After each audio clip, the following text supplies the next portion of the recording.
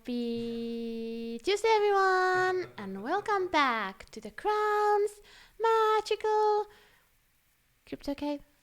Oh, well. Welcome back to Krown's Crypto Cave. My God, thank you for the introduction. Beautiful Elsa right over there. And as always, want to wish you a very happy and relaxing and profitable start to your Tuesday. I believe it is Tuesday at least, so Taco Tuesday for you, Taco Tuesday for me, except I don't eat fucking tacos, I just eat the meat inside. Anyways, with all that said, we got plenty to talk about as Bitcoin's actually taking the northern road, as we spoke about yesterday, so targets being hit and new targets to follow. And on top of that, we have some nice opportunities to plays to be made right in front of our very eyes right here, right now. So with all that said, I do want to wish you the best, the happiest of the happiest as I sit here with now the window in my face so we actually have some light on this bitch. And let's initiate that good old teleportation and see what's going on in the good old live scene as we have initiated right over here on Bitstamp. We do see Bitcoin on the daily pestering itself every higher and higher and really looking constructive within this region. Of course, with all that said, Bitcoin taking that next leg up towards our next targets of about 11,400 and then 11,700. This is all being based off of the lower time frame, so I'm just going to quickly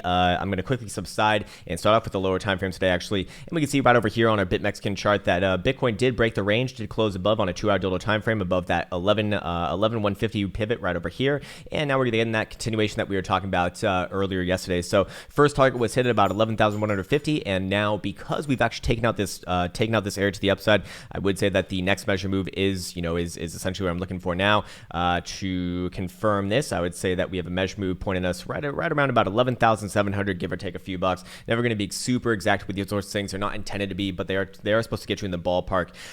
So looking at this, yes, we do have some things pointing higher, but keep in mind that if we go back on over here to our GDAX chart, if we go back on over here to our GDAX chart, we do see that from historical standpoint, from a long-term standpoint, we do have a major area of consideration staring us right in the face. So while we do have a measured move pointing us higher towards, again, 11.7, we actually do have the 0.5 Fibonacci retracement from the ultimate high to the ultimate low of this past cycle staring us right in the eyes, pretty much at our current area at about 11,300, 11,400, depending upon if you use wicks or dildo bodies.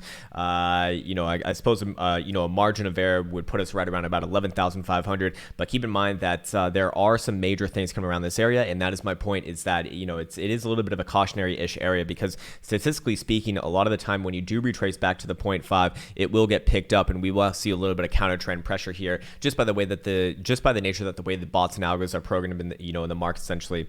Nothing more than that, and of course that is why I'd rather be a little bit more cautious here. Obviously, this is also our prior top from February 2018, the double top right around about 11,500 as well. So a few structural things coming around this area, which does make me want to be a little bit more on the subdued side. Now, for full disclosure, I actually have exposed myself to the long side once again. I took profit on my options positions, and then I basically have these guys running long. But I will take this position off if we do head back down below what is it, about 11,150? Yeah, below this trend line right over here. If we crack this guy to the downside, even closing hourly dildo below there, even just tick below, really about 11,100, I'll basically close this off once again. I suppose it'd be a little bit of profit right there, but overall, I'm here to play the next trending move, which looks like we're staring at right in the face right here, right now. Looking at our lower time frame oscillators, we do see 2-hour Stokes still upwards and onwards. I want to check out the hourly as well. They're going to be upwards and onwards as well.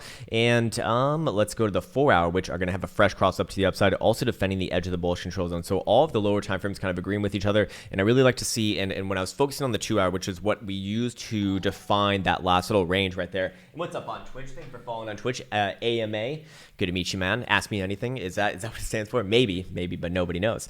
Anyways, we were making that range on the 2-hour dildo time frame, so that's the range what I'd really be focusing on. So I really like how the 1-hour, 2-hour, and 4-hour momentum oscillators are all agreeing with each other. Not only that, but 4-hour RSI looking constructive within this region. Yes, it's going to be creating some bearish divergence, no doubt about that, as Bitcoin has a massive girthy grand dildo above 11,440. It looks like nice little tick there on BitMexico. The liquidation engine really getting going. But we have regained the exponential moving average right over here. We are going to be working on some bearish divergence, but of course, as we've been speaking about for the past, Jesus Christ, man, for the past, how long is this now? For the past like couple weeks, divergence is extremely important. It is very, very powerful, but it's extremely important to confirm local highs or local lows in the case of bullish divergence before denoting something as like, you know, as like an actual case. And right now, while we do have we just have continuation, even though at some point, yes, probably does create some divergence here, but for now, still continuation as we do head ourselves higher. And lower time frames looking like they want some more continuation to me. I haven't really checked on the medium time frames. We have a fresh look right now. 8-hour Stoch's going to be upwards and onwards. Actually, we do see a very obvious trend line forming all the way back on over here. So I would be looking for a little bit of, well, I mean, we basically just hit it. And again, just kind of, you know, still respecting that. And that is the big important part right there. 12-hour Stoch's right over here, actually looking like they want to cross back up to the upside. This is one of those things where it'll really throw off the newer people who look at these momentum oscillators, because intuitively, just like me, when I first started, you know, you'd think that when you get onto the super high level, this is bad, and we have to come down. And guys, we have divergence. The Stoch's are high. They're way too high. They can't go higher, bro. So these things must come down right now. The volume's also low as well, so we definitely can't float up anymore. No, of course not. You know, all these things just become memes. And this is actually a strong signature here. You will get a signature like this during a strong trend. And of course, this just you know, on the same side of that saying, the trend is your friend until the end of the trend. And this guy looks like he wants to cross back up to the upside. And again, the crosses on the same side of the macro trend have been pretty damn powerful. So still looking okay for a little bit more right here. And daily hasn't even had a chance to really cross down. Although we are in an area where, historically speaking, don't like to stay here for too long. In fact, very rarely do we spend a lot of time in this region. Last time was in actually 2017, but you can see that Bitcoin is still hanging high, still technically to the upside, but is going to be putting a little bit of pressure on it. Daily Jewel is firing off a little bit of a warning right now. This is not a sell signal at all whatsoever. This is in no way, shape, or form how the Jewel is intended to be used, but it is a little bit of a warning signal with the red being flashed in the background, saying that a potential setup might happen, you know, maybe in the next week or two. Which, you know, how much damage can Bitcoin do on price action before that actually gives a legitimate signal? Well, a lot. That's the whole thing. Of course, 2-day dildo time frame right over here. We see just about every time frame Stoch's actually up right now. 2-day Stoch's up as well. But remember, you know, they are in the more critical zone. Don't get me wrong about that. It certainly is an area to be a little bit more cautious than not. And 3-day we have the same thing as well. In fact, 3-day even a little bit more aggressive, but same sort of thing right over there. Historically speaking, we don't like to stay there for too long before having a little bit of at the very least a little bit of a correction. So that's really what I want to get at right now. Just all the timeframes are arguing with each other, but we are essentially in an area of caution with the higher timeframes. So I wouldn't be getting too damn aggressive within this region. I do think that, well, we just hit 11,400. That, you know, that was kind of like the first target on that move. The more conservative target, the less conservative target, the more aggressive target would be about 11,700, and a little bit more of an optimistic target, I suppose, would be about 12,000. But for right now, you know, Bitcoin actually still hanging it high, still looking okay to me. And even though we did take up all the way to, I'm sorry, we did not take up to 11,440. I don't know where I got that number from. I can see very clearly right here is only 11,399 and a half. Yeah, okay, that's fine. But overall, you know, this breakout is in my opinion safe as long as we're above this breakout trend line right over here at about 11,150, kind of the same area that I used to judge if we were going to break out or not. And we do see that volume on this breakout wouldn't be too confidence inducing. And the reason why I say that after going on a whole tirade about the volume fuckboys is that usually when I see a nice orderly drop off in volume like this, it's indicative of a consolidation. And when you actually break out, I want to see a spike up in volume, kind of, you know, above the mean, above the median for what we've been looking at during the consolidation. And so we don't necessarily have that right now. It doesn't mean that it can't happen. We're still kind of relatively early within this. In fact, I believe we're still on the first 4-hour dildo of this breakout. Yeah, you can actually see it perfectly right over here. So a little bit early to be judging it. In fact, I'd still give give it, another few hours, but for now, still just floating up. And I do want to check out the historical volatility percentile. Yes, we do see historical volatility percentile is actually quite low right now, so we do have some juice to go. We actually do have some rocket fuel here if Bitcoin does want to do it from the lower time frame perspective. So we do see. So again, to kind of wrap things up, we see everything. We see all the momentum oscillators agreeing with each other. The thing is, though, is that from the long term perspective, we are in an area of major resistance, and statistically speaking, you do see a lot of counter trend pressure along the 0.5 Fibonacci retracement. In fact, it's quite a high percentage. I believe somewhere between 40 and 50%, if I recall correctly. So again, I do have a little bit of a difficult time being super gung-ho bullish right here, just as long as we're below this pivot on the market. And that's really the best way that I can relate this idea. I see this as a pivot on the market. Yes, it doesn't mean that Bitcoin can't get back above it, but it does mean that if Bitcoin does get above this and does reclaim this area and does start closing higher level dildos above the 0.5 retracement, and also above, consequently also above this former high right over here, then I do believe that Bitcoin likely accelerates its way much further and above. We have seen continuation from the Trollinger Band's perspective going on right over here. You do see this is what we spoke about coming into this week, saying that we were likely to get some continuation, which we've now technically got, and we do have new highs on the year once again, making new highs each and every hour. It's what it seems like, and we are trending outside the top Trollinger Band. So that would be kind of the secondary thing that I'd be looking at. I'm not really willing to call a top on this rally from a more long-term perspective, or sorry, not long-term, but perhaps medium-term is the right terminology here. Until we actually close a weekly dildo below the top Trollinger Band, then I'd be looking for some consolidation and likely a nice, some nice down movements, perhaps down to about 10,000, maybe 9,500, somewhere in that region. But for right now, you can see that we're still very healthy above. And of course, this is to be judged on a weekly dildo closing basis, which is Sunday at 8 p.m. Eastern time. If we can close above that area once again, then I'd still be looking for the same thing, just like at the end of 2017, right over here, we were pushing these top Trollinger Bands, and right over here, and in earlier 2017, you get that during very strong trending moves, and it just says that statistically speaking, we're more likely to continue that trending to the upside. Just like right over here, pushing it to the downside, it wasn't until we closed our first dildo above the bottom Trollinger Band that the bottom was actually put in, and now we have a similar signature, but to the upside once again right over here. So that's kind of my general disposition from the weekly time frame perspective. The Trollinger Bands have actually been pretty damn good for Bitcoin for the last couple of years, especially on the weekly. Not necessarily on the other. I don't really care about it on the other time frames, but on the weekly, it does seem to hold some merit, and especially with the trending moves. And that's another metric that I use to kind of judge and keep myself in these longer trending trades. Of which I've been holding a lot of these guys since. This 39.30 position since it must have been February. It was all the way over here. Sorry, it was right here. So this was middle of March. So March, April, May, June, July. Yeah, so we're working on 3 or 4 months now. So it's been quite some time, and I don't really have any reason to let go of it anytime soon. A lot of people have been asking me when am I going to be closing these positions? I don't really think of it that way. I do it with options. If I want to close something, if I want to take profit, I'll do it with options. I'll sell some calls against do something like that, and that gives me more bad word to be using, but more options to manage in the future with options, the derivative products. Anyways, with regards to the weekly, we do see weekly stocks still up. Literally every time frame is up, but they're all in the critical zone, which again is okay. You can expect that during the strong trending moves, but also a warning sign as we do approach major resistances as well. That's kind of the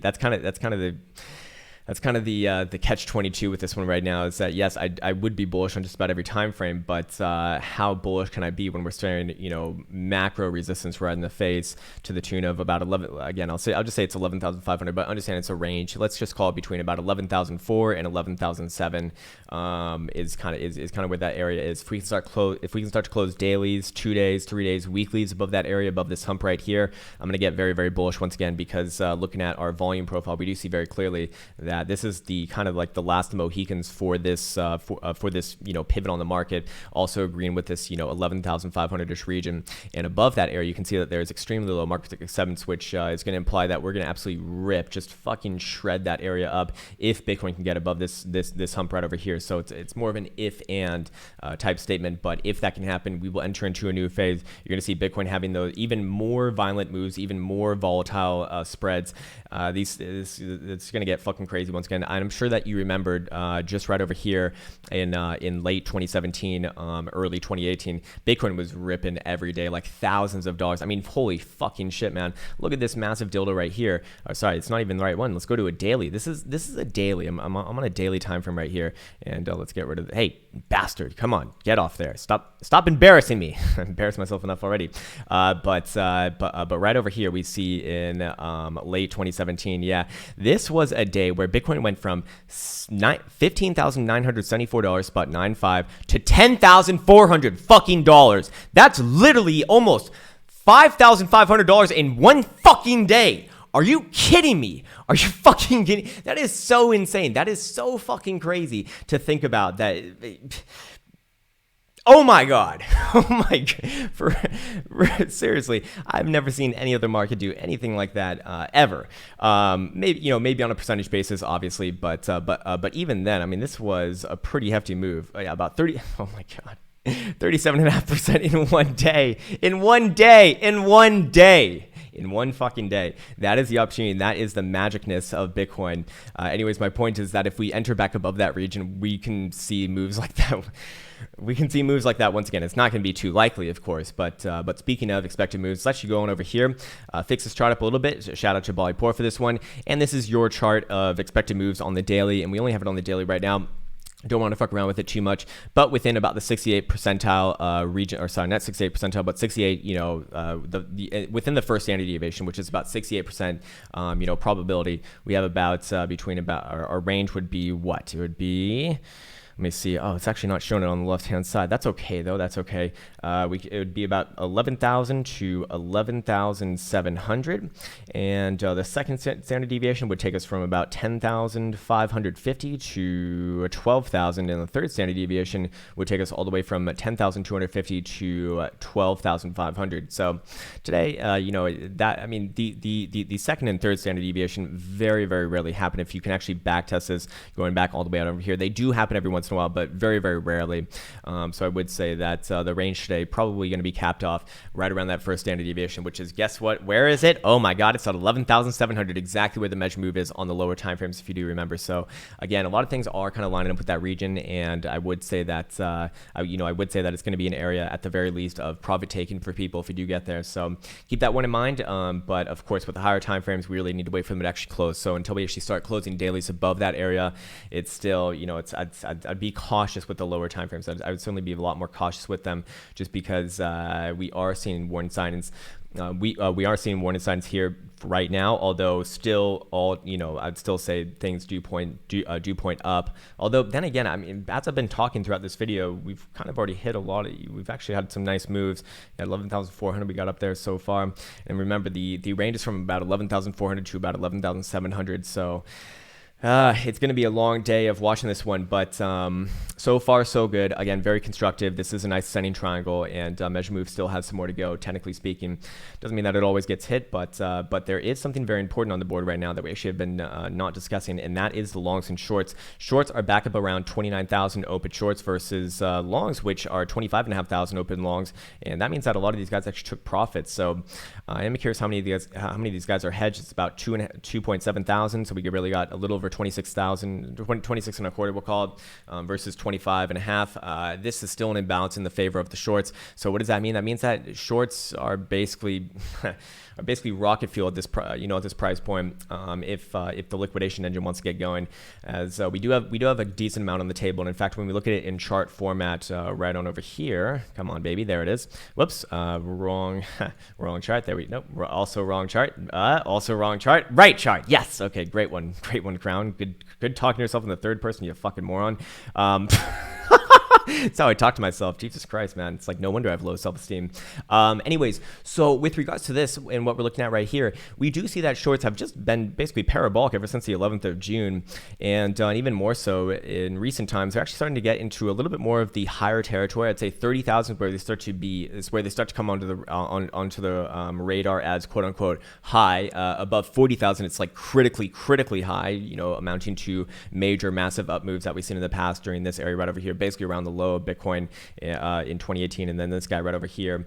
And with regards to price action, we can look at this and very quickly see that most of these guys getting trapped since about the 11th of June, and even more aggressively since the 19th of June. So price point during those entries were on the 11th of June all the way down here at about $8,000. So these guys are literally more than $3,000 underwater right now.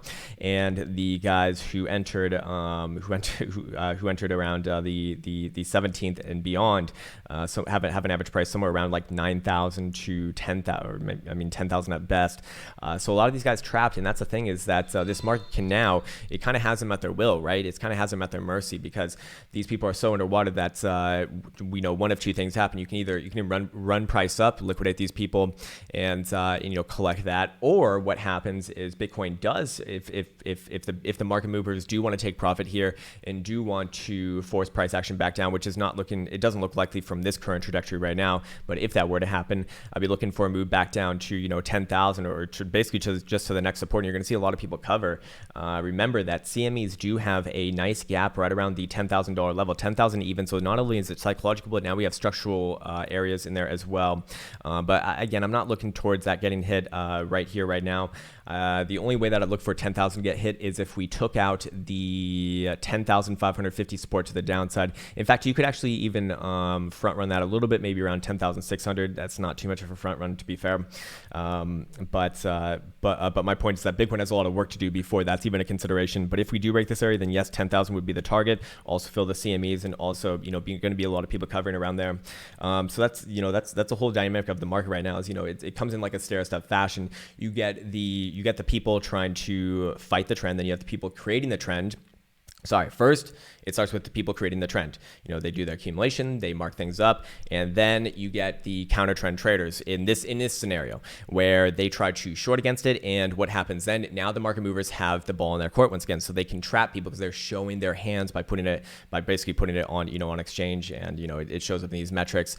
And now and now they can run it up if they want to, and which will create even more FOMO, which will create even more buying, which will create liquidations, and that whole conglomeration of events just cascades itself. And I'm sure that you've been probably noticing on major media channels like CNBC and whatever else is out there nowadays, that they're talking about crypto all the fucking time. Once again, the whole Facebook Libra coin is raising a lot of awareness as well. So it's once again a hot topic, and that can certainly induce create even more FOMO, especially at these levels. Because remember, like when Bitcoin was at 20,000 for the first time, everyone could get away with saying, oh, this is a bubble. It's going to be like tulips, and we're never going to go higher, and we're going down to zero, and that's going to be it. But and that's in a way you can understand where people are coming from when they say that, even if they're perhaps they're lesser educated and they just don't understand.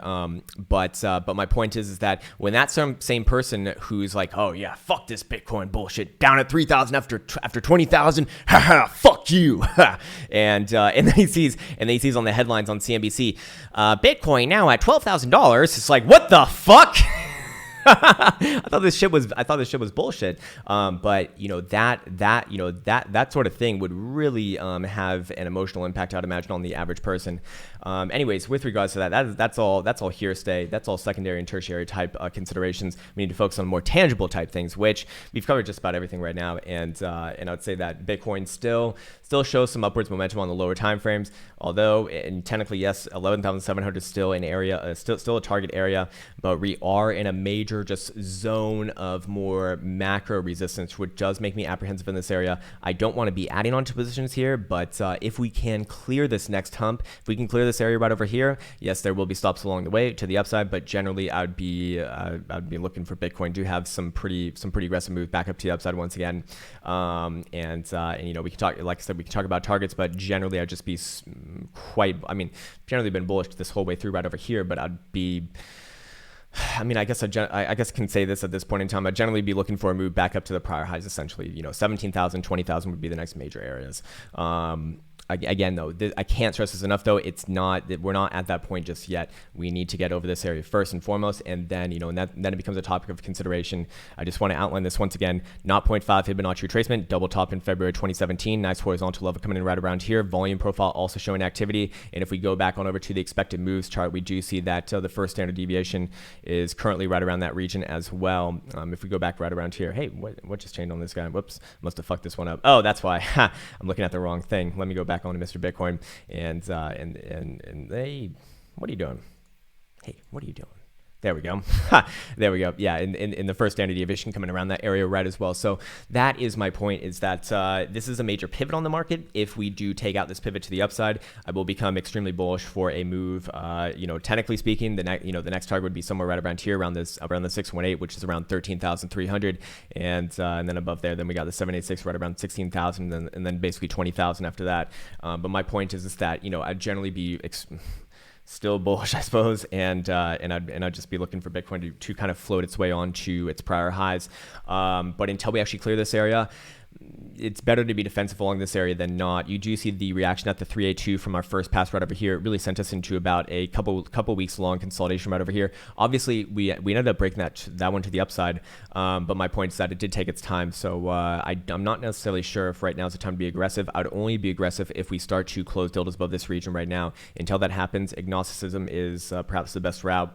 But as we showed on the lower time frames, we do have tentacles pointing things above that region. So understand the domino of effects that lead on into this, and it can create this this next cascade of events, with the shorts piling up like that, with us right at major resistances, but also turning up all of our momentum oscillators once again, and also showing some bullish reaccumulation patterns on the lower time frames leading up even higher than that. So it could have that carry on over into it, but I need to see confirmation first, with at the very least a daily doodle close above 11,500. I'd feel a lot more confident if we could close a weekly above there, but I do believe that we close a 2-day tonight. And let me just confirm this. Let's see, right on over here. We do. Yeah. Hey, okay, great. So if we can confirm a 2-day dildo above about 11,500, that'd be significantly more compelling to myself. But for right now, as you can see, Bitcoin right there, it's gonna have a chance tonight. That's gonna be the big news for tonight. But lower time frames, I suppose, is what's most actionable right now, and still looking like they got it. Again, a little bit extended, but hey, still pointing a little bit higher. So with that said, let's get on over here to CMEs. I'm curious how CMEs are looking. CMEs are just so much of an easier chart to read. The second that we took out yesterday's high at about 11,160, that was your token, or that was your ticket towards a little bit higher. Looking at CMEs, I'm curious where this one lines up. Yeah, CME resistance is going to be right around 11,700. In fact, right on it, right on the money here. We do see that's where our prior highs were. So 11,700 now actually line up with CMEs, which I really do like.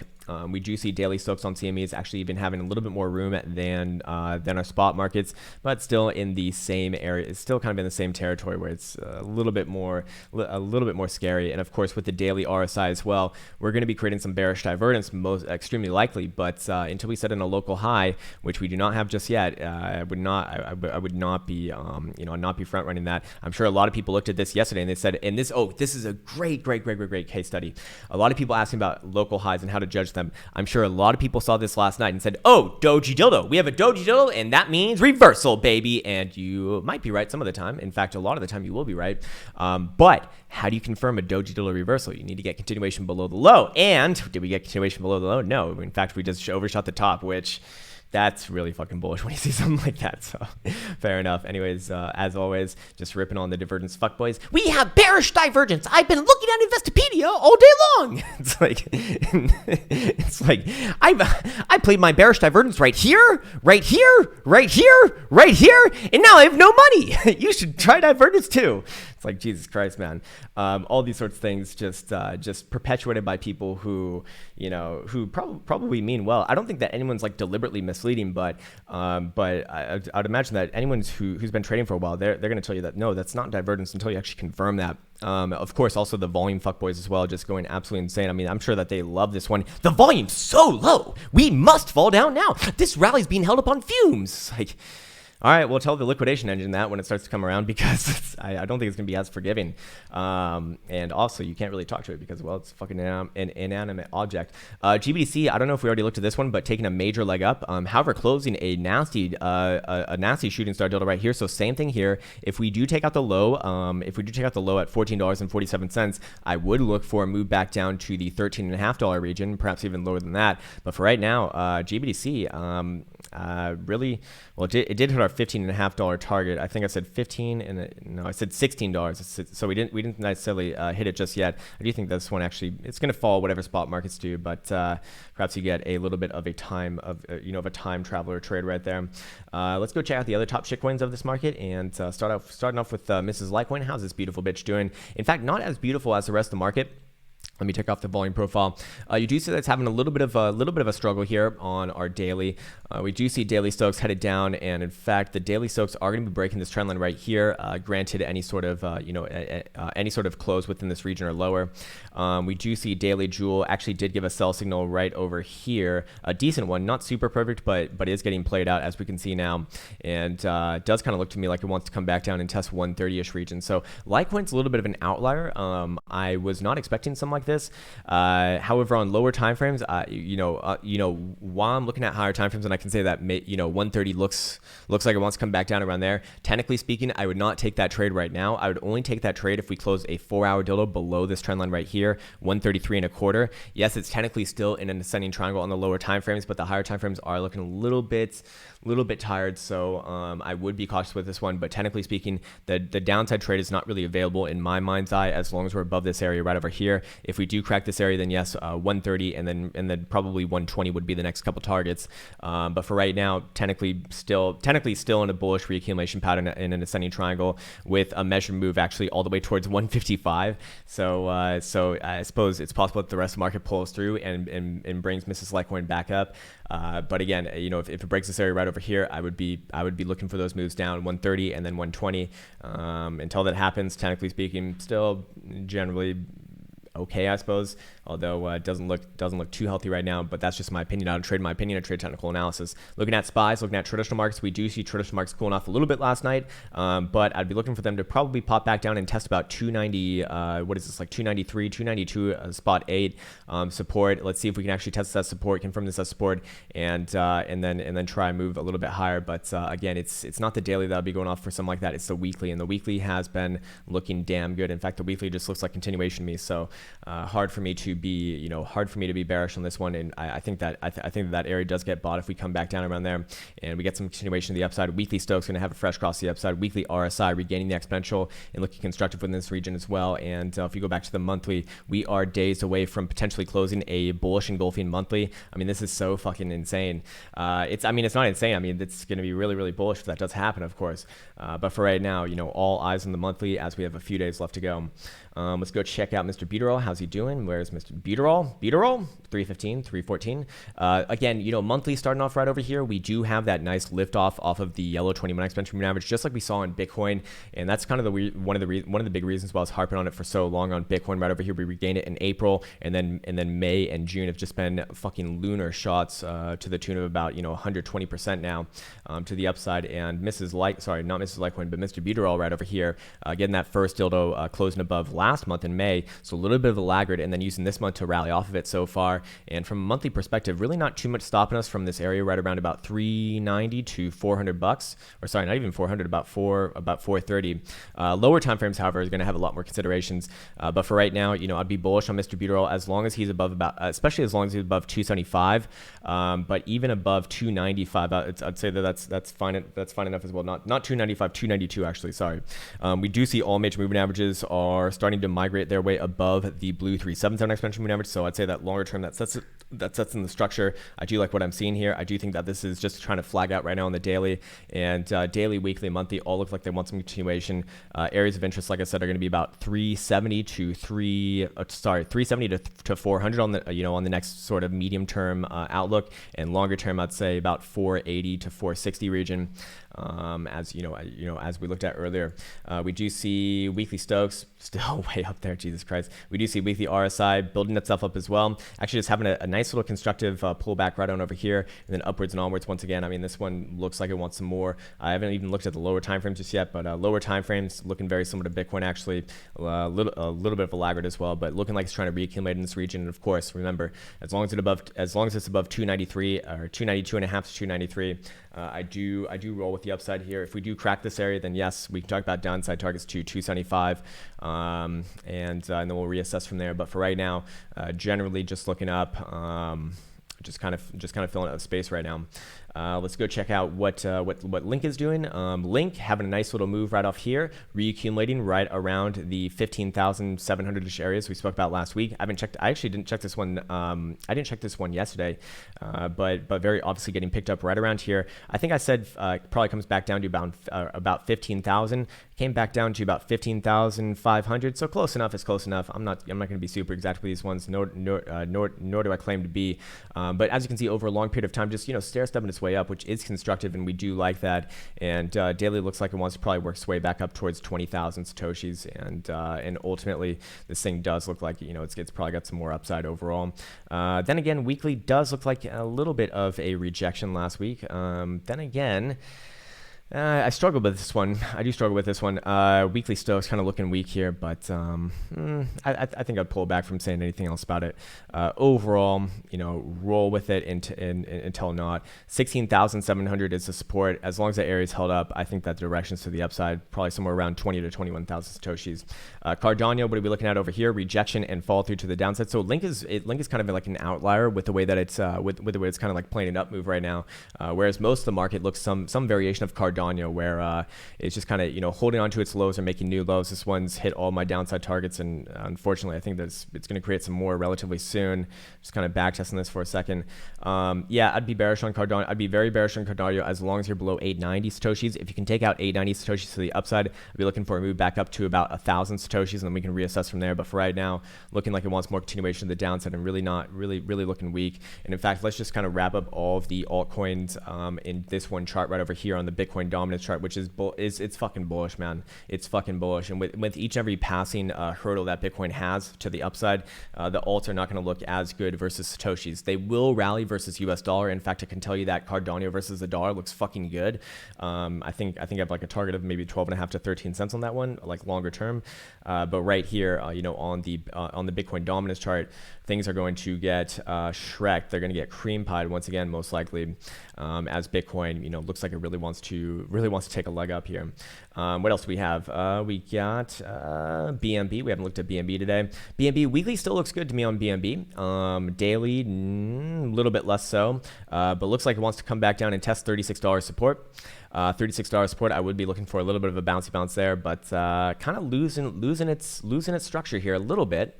Really don't. I mean, if it does lose $36, it's still not the end of the day. It's still not the end of the rally. We still got this guy right over here, but would imply a much more, a much more aggressive move to the downside before popping back up at around $33.50.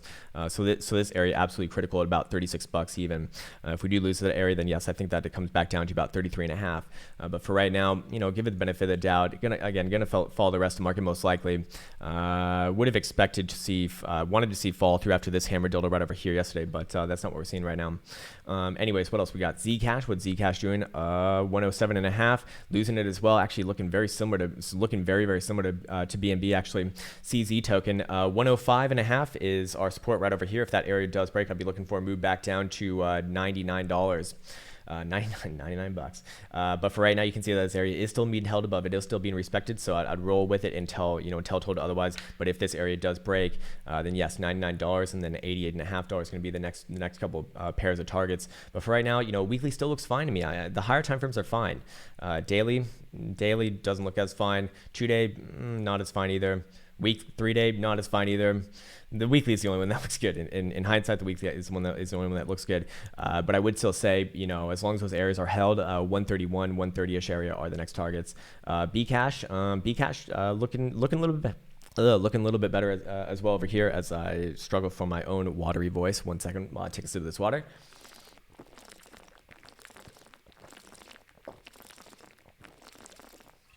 Oh man. that ground beef is taking up all my salivas today. We do see daily Stokes actually still to the upside and looking constructive within this region. Same sort of idea here, as long as it holds above this pivot, which is escaping me right now. There we go. About 455, 456. I do think, generally direction is up. If we do lose this area, then probably comes all the way back down to about 430. And then we'll reassess from there. But I'd still be having a target around 530-ish region. We almost hit there last week. I still think that we do hit there. And second target would be, a little bit more long-term at around about $600, give or take a few bucks. Tron Cash looking good here, hitting our 4-cent target actually to the T. Lovely. And I do think that this one has more to go. Weekly Stokes, plenty of room here to roll. And weekly RSI looking very constructive, plenty of room as well. Going over here to the daily. Daily looks good, is approaching resistance, so probably do get a little bit of a pullback here, but we're above all major moving averages, and we are switching to a bullish posturing. So I do like what I see here. So if it does pull back a little bit, I do think that it gets bottom back up, and we do take out this 4-cent resistance overall. And this is actually going to be looking like a cup and handle right here. And where would the measure move be pointing us next? Actually about 4.6 to almost 5 cents. So I do think that Tron Cash actually is going to put in a move here.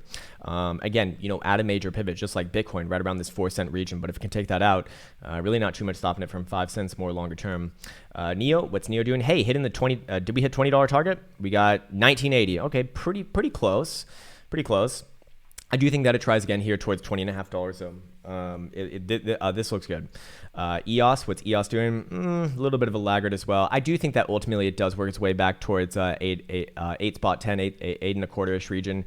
But for right now, a little bit of a laggard. Looks kind of like it wants to test back down towards 709 on the daily first before anything else. What about 4 hour? What about a lower time frame? Yeah, still constructive within this region, but taking its time. Still coiling it up in a sense. Mr. Ripple's nipples, what are we doing here? Not really much.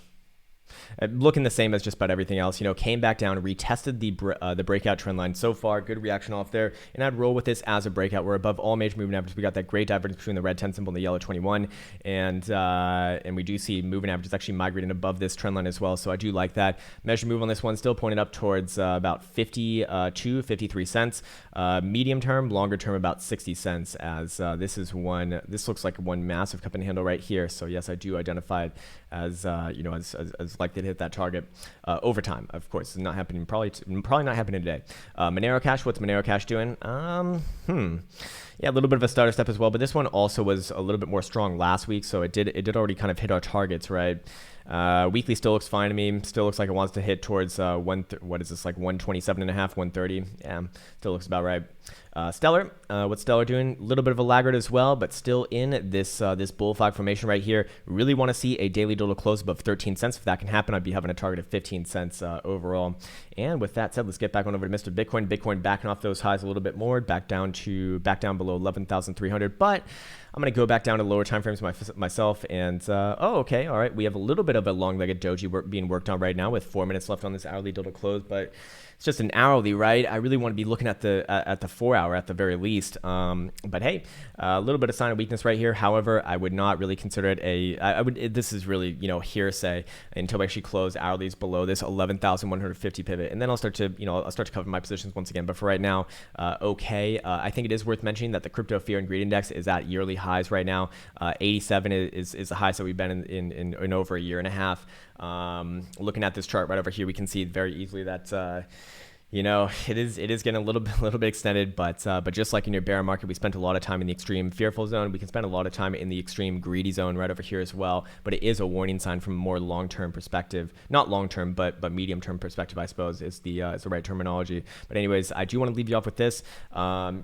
Structural things from the higher time frame perspective still very much in place, and that is what kind of sets the tone. So understand, are you a short-term trader, medium-term trader, or a long-term trader? I can't tell you what you are.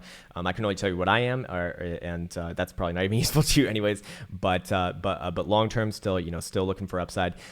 Short-term, medium-term, we're approaching major resistances that are going to be pivots on the market. So I would be cautious within this region. If you want more actionable areas, I would say that 11,700 is the measure move off this formation that we saw right on over here. Again, pointing right, about 11,700.